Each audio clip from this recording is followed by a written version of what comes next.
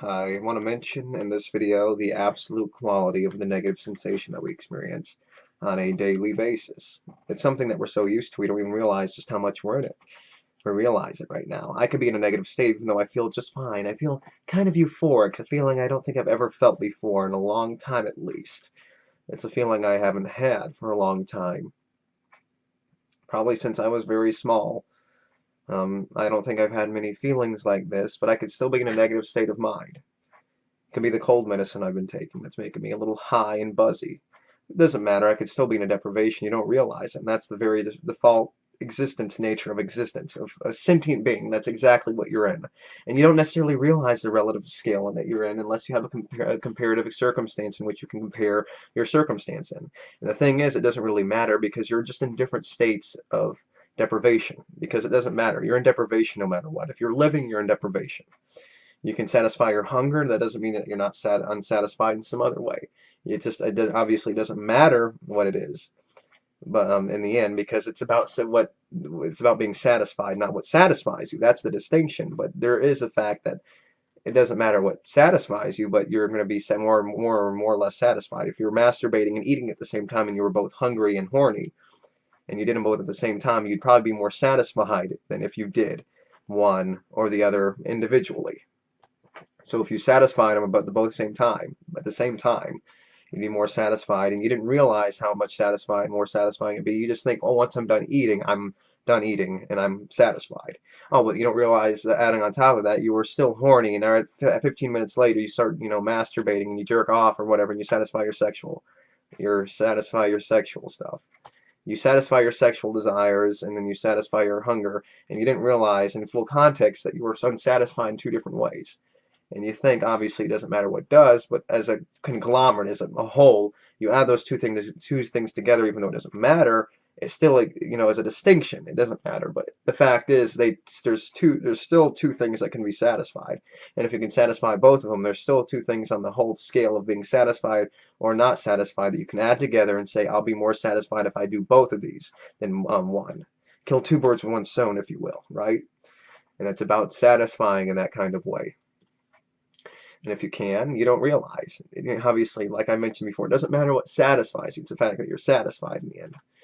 But since there's two ways to satisfy you, and there's both satisfying different things, you're hungry, you're horny, and if you do those two things to satisfy those two things at the same time, you'll be more satisfied than, say, if you just ate, or if you just had sex, or whatever it was. So you're going to be satisfying more. Even though it doesn't matter what satisfies you, you're going to be satisfied more times two if you did both of those at the same time, even though it doesn't matter what satisfies you. Once you eat, it doesn't matter what you ate. Once you satisfy your sexual desire, it doesn't matter how you satisfied it. You add them two together, and it doesn't matter what it was that satisfied them in the end. It's the fact that you satisfied two things that make you more satisfied in the end, double than you were to begin with. So even though it doesn't matter, there's still two things that can satisfy you more fully than, say, the one thing. And it's more, as a net whole, more satisfying, a lack of deprivation, a more escape of the negative deprivation than you were in before. So you're killing two birds with one stone, and you're getting it done more efficiently. So that's the way it works. Masturbating, eating, same time. That's funny. So yes, doing those two things at once can be, you're satisfying more. You can drink at the same time. You can eat at the same time. Do whatever you can.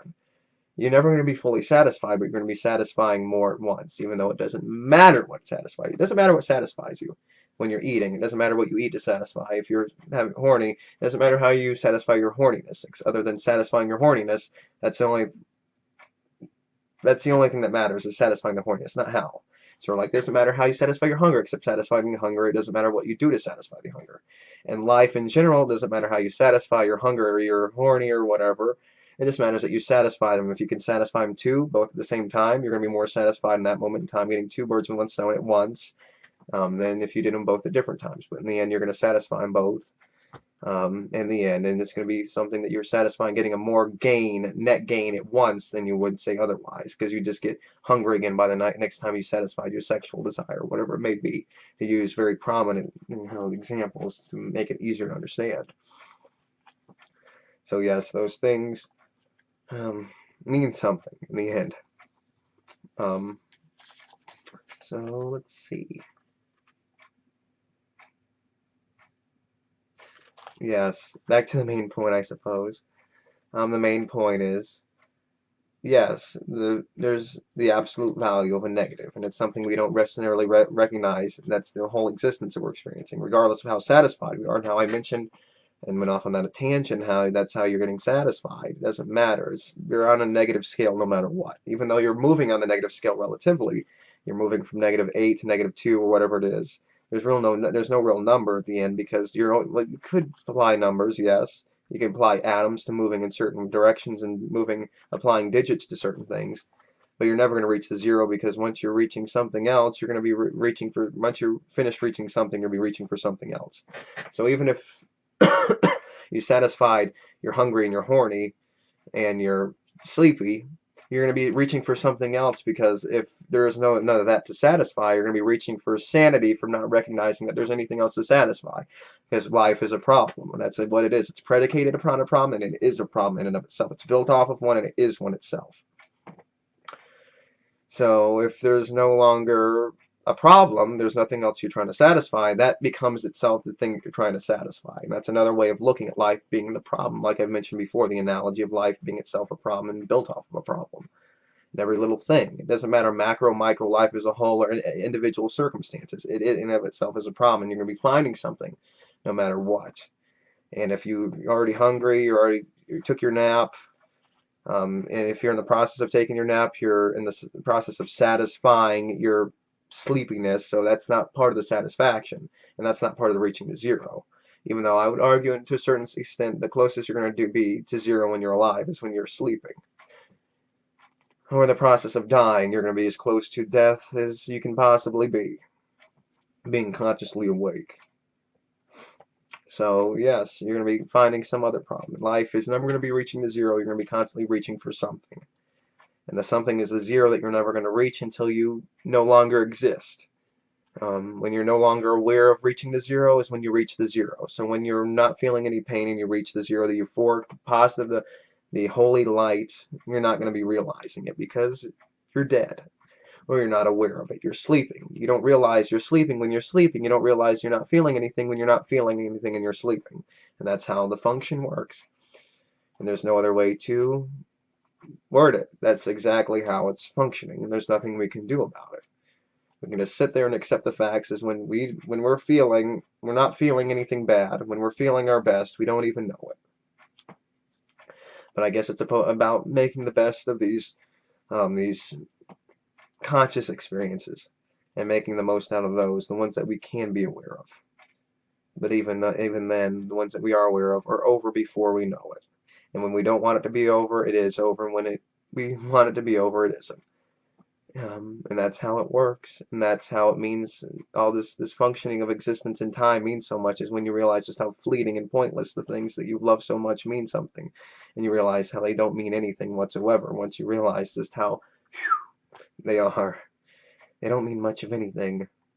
And once you realize that you don't really have anything to hold on to anymore, the veil's no longer over your face, the mystery of experience, the recognition of fleeting, not living in the moment, gets in the way, and it becomes a harsh slap in the face once you realize that. And the existence does really slap you in the face really hard. So it's really negative circumstance. And I do apologize for my throat. It's dry and it's sore. So yes, there's nothing else to really say. That's exactly what we're existing in, and there's no escaping it. The absolute value of a negative, whatever it may be, a kitten broke its leg, or someone caught underneath something waiting to be rescued, is all we're doing. Is we're rescuing, fixing problems, cleaning up problems, fixing the engine, cleaning up the mess, cleaning up the slop, cleaning up the vomit from the floor, and that's all we're doing and trying to do. So that's all we can really try to do and hope to accomplish, is picking up the messes as best as we can. Yeah. Try to be the best janitor you can be, and recognize that you're only trying to fight the negative that you were caught into the moment that you were brought into existence. And I think there's nothing else to say.